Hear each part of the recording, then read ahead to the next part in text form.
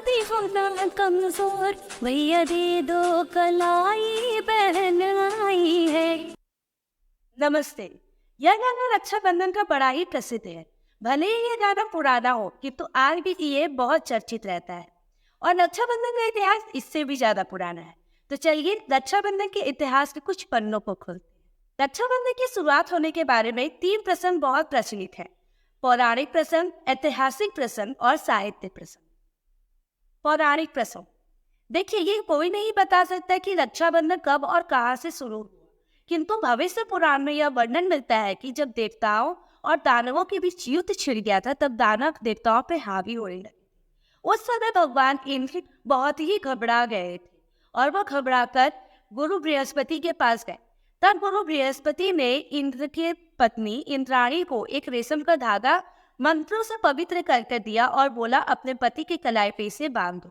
ऐसा माना जाता है कि उसके बाद उस पवित्र धागे की मदद से ही इंद्र भगवान युद्ध में विजयी हुए थे। और संयोग से उस दिन सावन की पूर्णिमा का ही दिन था। और तब से सावन के पूर्णिमा वाले दिन राखी बांधने, जिसे हम लोग रेशम का धागा भी बोलते हैं, बांधने की प्रथा प्रचलित है। महाभारत में रक्षाबंधन से संबंधित श्री कृष्ण और द्रौपदी का एक वृत्तांत मिलता है। माना जाता है जब श्री कृष्ण ने अपने सुदर्शन चक्र की सहायता से शिशुपाल का वध किया था, तब उनकी तर्जनी में चोट आ गई थी। द्रौपदी ने उस समय उनके हाथों से बहते हुए रक्त को रोकने के लिए अपनी साड़ी का एक टुकड़ा फाड़कर उनके हाथों में बांध दिया।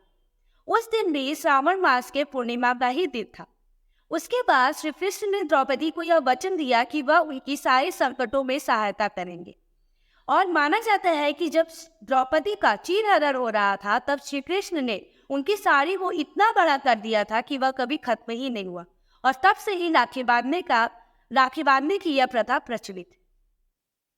भगवत पुराण और विष्णु पुराण के आधार पर ऐसा माना जाता है कि माता लक्ष्मी ने सबसे पहले अपने भाई राजा बलि को राखी बांधी थी।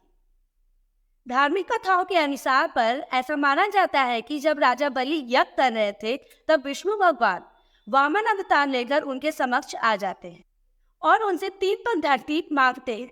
तब राजा बलि ने उन्हें 3 पग धरती देने के लिए हाँ कर दिया। राजा बलि की हाँ करते ही विष्णु भगवान ने अपना आकार बड़ा कर दिया और 3 पग में ही पूरी धरती नाप ली और राजा को पाताल में रहने के लिए छोड़ दिया। उस समय राजा बलि को यह समझ में आ गया था कि यह कोई और नहीं, भगवान विष्णु है। तब उन्होंने भगवान से याचना की कि उन्हें एक वरदान चाहिए। विष्णु भगवान ने उन्हें हाँ कर दिया और राजा बलि ने वरदान स्वरूप उनसे यह मांगा कि उन्हें हर वक्त उठते बैठते जागते हर समय भगवान विष्णु को अपने सामने देखना है। और इस तरह भगवान विष्णु अपने वरदान में बद्ध होकर पाताल में ही राजा बलि के साथ चले गए। जब वो चले गए तो माता लक्ष्मी बहुत चिंतित हो गई थी। तब उन्होंने नारायण ने उन्हें बोला कि आप जाकर राजा बलि को अपना भाई बना लीजिए और राखी बांध दीजिए और भेंट स्वरूप भगवान विष्णु को आप मांग लीजिए। तब लक्ष्मी माँ अपना स्वरूप बदलकर उनके पास चली जाती हैं और उनके समक्ष जाते ही रोने लगती हैं। तब राजा बलि उनसे पूछते हैं कि आखिर उनके रोने का कारण क्या है, और माता लक्ष्मी उनसे कहती है कि उनका कोई भाई नहीं है। तब राजा बलि उनसे कहते हैं कि आज से वह उनके भाई। उनके ऐसा कहते ही माता लक्ष्मी उन्हें राखी बांध देती है और अपना स्वरूप बदल लेती है और भेंट स्वरूप भगवान विष्णु को मांग लेती है। और माना जाता है कि उस दिन भी श्रावण की पूर्णिमा का ही दिन था और तब से ही राखी को मनाया जाता है। अगर आपको पौराणिक प्रसंग की तरह ऐतिहासिक प्रसंग और साहित्यिक प्रसंग भी जानना है तो दिए गए कमेंट बॉक्स में कमेंट करें।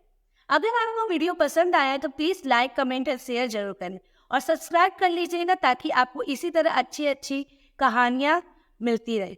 धन्यवाद।